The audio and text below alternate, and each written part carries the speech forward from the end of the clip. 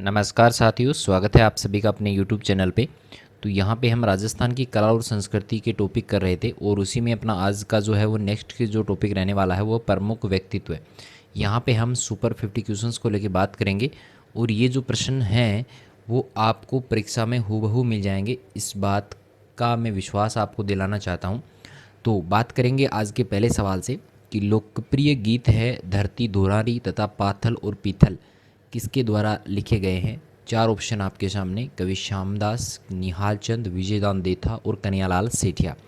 Option जो सही है वो अपना है कन्हैयालाल सेठिया है, लोकप्रिय गीत धरती धुरारी और पाथल और पीथल के रचयिता। चलिए आगे मैं बात करूं, अर्जुन लाल सेठी के संदर्भ में कौन सा कथन गलत है। गलत वाला कथन आपको छांटना है। पहला है इसका जन्म जयपुर के जैन परिवार में हुआ था।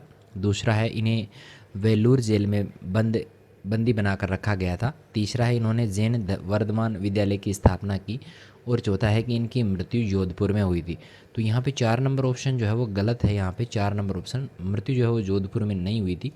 तो यहाँ पे चौथा नंबर का जो आंसर है वो हमारा सही रहेगा। चलिए नेक्स्ट है कि बिज्जी के उपनाम से कौन प्रसिद्ध है। बिज्जी का उपनाम जो है वो किसको दिया गया है, कौन है ऐसे जो इस नाम से प्रसिद्ध हैं। तो वो है अपने विजयदान देथा जी। 3 नंबर ऑप्शन अपना जो राइट रहने वाला है। नेक्स्ट प्रश्न रहेगा कि भक्ति शर्मा किस क्षेत्र से संबंधित हैं। भक्ति शर्मा का जो संबंध है वो किससे है, बैडमिंटन है, टेनिस है, क्रिकेट है या तैराकी है। तो हमारा ऑप्शन नंबर 4 जो है वो तैराकी सही रहेगा। ठीक है, तैराकी है कौन, भक्ति शर्मा। चलिए नेक्स्ट हमारा सवाल है कि अंग्रेजों ने किसे महामहोपाध्याय और राय बहादुर की उपाधि प्रदान की थी। यानी किसको जो है महामहोपाध्याय और राय बहादुर की उपाधि से अंग्रेज़ों ने जो है वो किसको कहा था। तो वो कहा था गौरीशंकर हीराचंद ओझा को। 2 नंबर ऑप्शन अपना यहाँ पे सही रहने वाला है। नेक्स्ट सवाल रहेगा 6 नंबर का है कि मैं सरकार की नौकरी करूँगा तो अंग्रेज़ों को भारत से बाहर कौन खदेड़ेगा। किसका कथन है ये आपको बताना है कि मैं अगर सरकार की नौकरी करूँगा तो अंग्रेज़ों को बाहर भेजने का काम कौन करेगा। तो ये बात कही थी अर्जुन लाल सेठी ने। 1 नंबर ऑप्शन अपना यहाँ पे राइट हो जाएगा। चलिए सवाल नंबर 7 है कि बनी ठनी का चित्र भारतीय मोनालिसा कहलाता है। ये किस शैली में अलंकृत है। बनी ठनी का जो चित्र है वो भारतीय मोनालिसा के नाम से जाना जाता है। यहाँ पे शैली आपको बतानी है, किशनगढ़ शैली से जो इनका संबंध रहता है। अगला 8वें नंबर का सवाल है कि वृक्षों को बचाने के खातिर अपने प्राणों का उत्सर्ग यानी प्राणों का बलिदान देने वाली वीरांगना कौन थी। तो वृक्षों की जब भी बात आती है तो वहाँ पर राजस्थान की अमृता देवी की जो बात है वो सबसे पहले हम करेंगे। खिजड़ली गांव है, 363 महिलाओं ने जो है वो यहाँ पे जो है बलिदान दिया था। 2 नंबर ऑप्शन यहाँ पर हमारा राइट रहता है। चलिए सवाल नंबर 9 है कि 1920 में जब अर्जुन लाल सेठी को वेल्लूर जेल से रिहा किया गया तब किस रेलवे स्टेशन पर छात्रों ने उनके सम्मान में बग्गी को अपने हाथों से खींचा था। भाई दोबारा से पढ़ देता हूँ। 1920 में अर्जुन लाल सेठू को वेल्लूर जेल से रिहा किया गया तब किस रेलवे स्टेशन पर छात्रों ने उनके सम्मान में बग्गी को अपने हाथों से खींचा था। तो वो था पुणे। 4 नंबर ऑप्शन अपना यहाँ पे सही हो जाएगा। चलिए सवाल नंबर 10 है कि वागड़ की मीरा जो है वो किसको कहा जाता है। वागड़ की मीरा जो है वो कहा गया है गौरी बाई को। 3 नंबर ऑप्शन अपना यहाँ पे राइट रहेगा। सवाल नंबर 11 है कि गीगला का बापू नाम से प्रसिद्ध कौन थे। गीगला का बापू नाम से जो प्रसिद्ध हैं उनका नाम है गणपत लाल डांगी। 1 नंबर ऑप्शन सही रहेगा। गणपत लाल डांगी को गीगला का बापू कहा जाता है। चलिए सवाल नंबर आज का हमारा 12वां सवाल है कि विजय सिंह पथिक ने राजस्थान केसरी समाचार पत्र का प्रकाशन कहाँ से किया था। तो कहाँ से किया था भाई।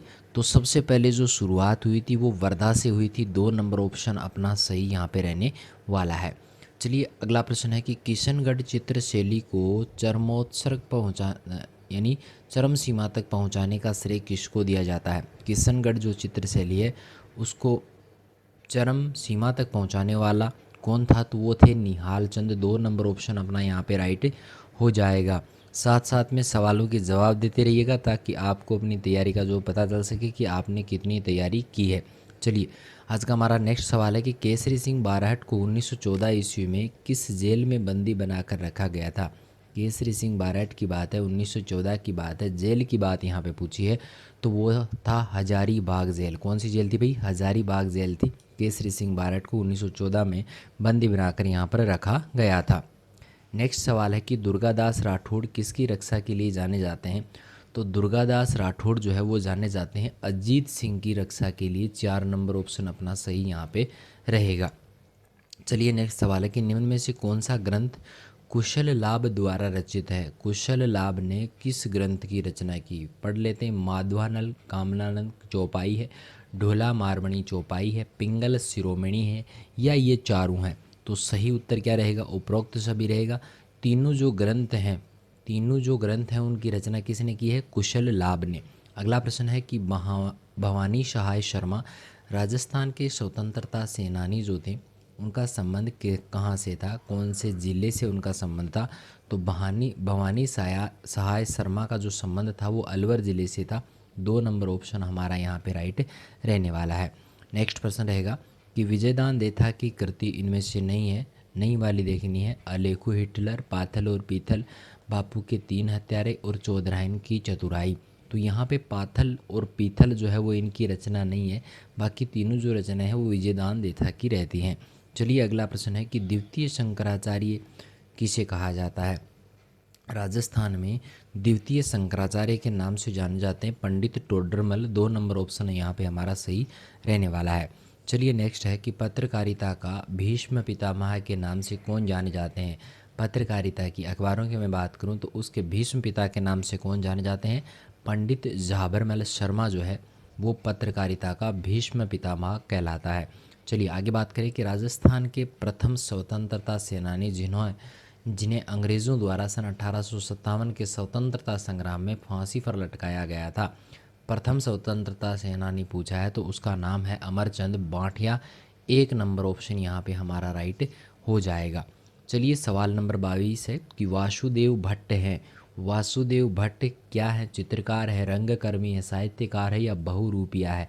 तो ये एक रंगकर्मी माने जाते हैं। 2 नंबर ऑप्शन हमारा सही रहेगा। वासुदेव भट्ट का संबंध किससे है, रंगकर्मी से है। चलिए आज का हमारा 23वां सवाल है, कर्पूर चंद्र कुलिश का संबंध किससे है। कर्पूर चंद्र कुलिश का जो संबंध है वो पत्रकारिता से है।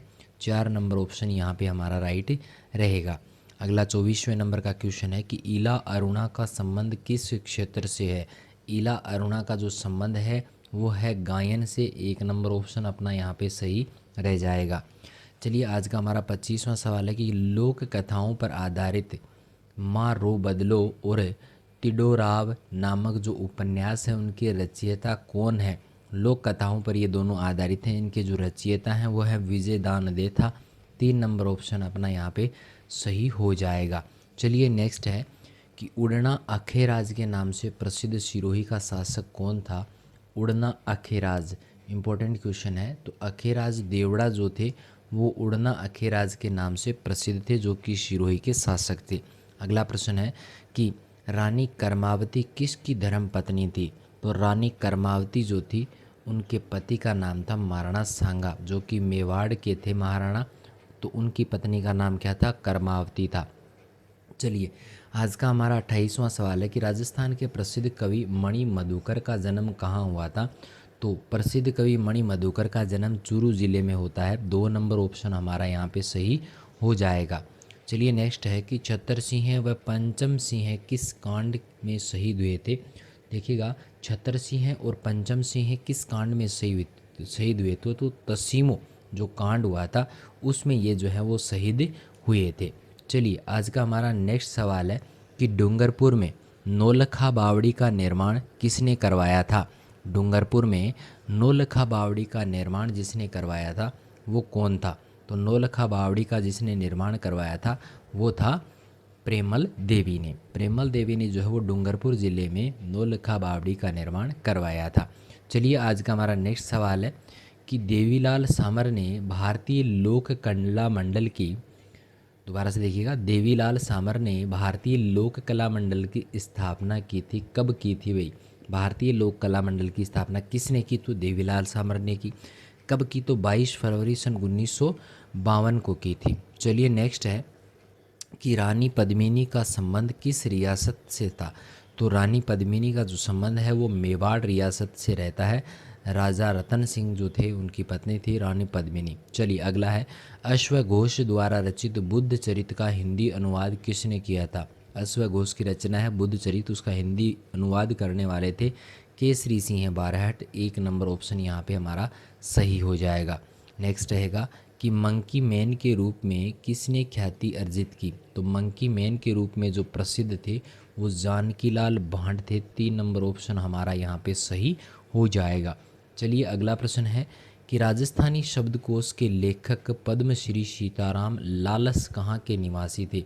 तो सीताराम लालस जो थे वो थे जोधपुर के निवासी। कहाँ के थे भाई? जोधपुर के निवासी थे। 1 नंबर ऑप्शन अपना यहाँ पे सही रहेगा।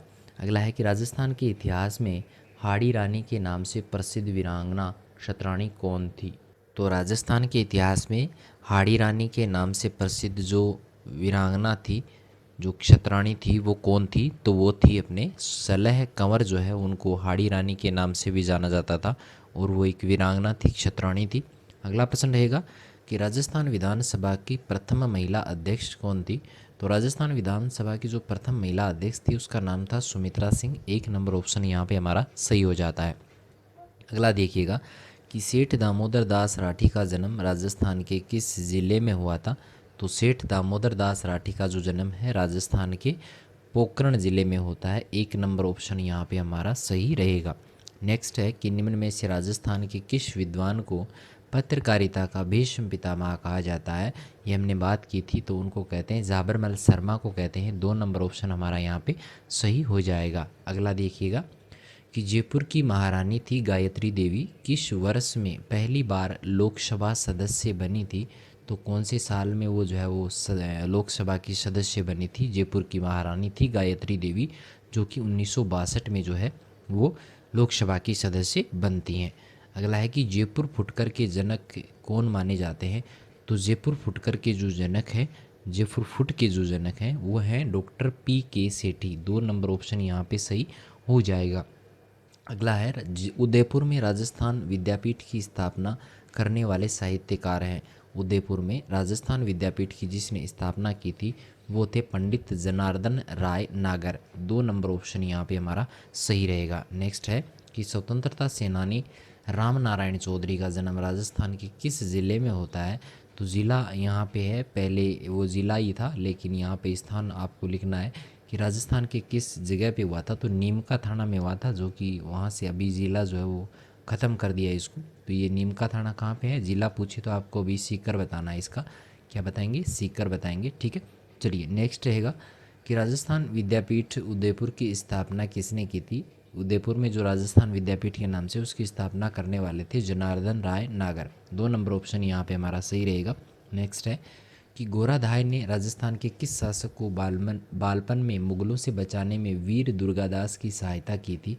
तो वीर दुर्गादास की गोराधाय ने सहायता की थी अजीत सिंह को बचाने के लिए। 2 नंबर ऑप्शन यहाँ पे हमारा सही हो जाएगा। नेक्स्ट है कि राजस्थान का वह स्वतंत्रता सेनानी जिसने अपना सारा धन गांधी जी को अर्पित कर दिया और आज़ादी की लड़ाई में कूद पड़े थे, ऐसे इंसान कौन थे? वही बाबा नरसिंह दास जी जो है उन्होंने जो है वो सारा धन गांधी जी को दे दिया था और आज़ादी की लड़ाई में कूद पड़े थे। चलिए नेक्स्ट है कि विख्यात भौतिकविद श्री दौलत सिंह कोठारी जो रक्षा अनुसंधान एवं विकास संगठन व कोठारी कमीशन के अध्यक्ष रहे, किस ज़िले के वो निवासी हैं? तो वो माने जाते हैं उदयपुर ज़िले के निवासी। 1 नंबर ऑप्शन यहाँ पे हमारा सही हो जाएगा। नेक्स्ट है कि हिंदी में सर्वप्रथम भारतीय लिपि का शास्त्र का लेखन किसके द्वारा किया गया?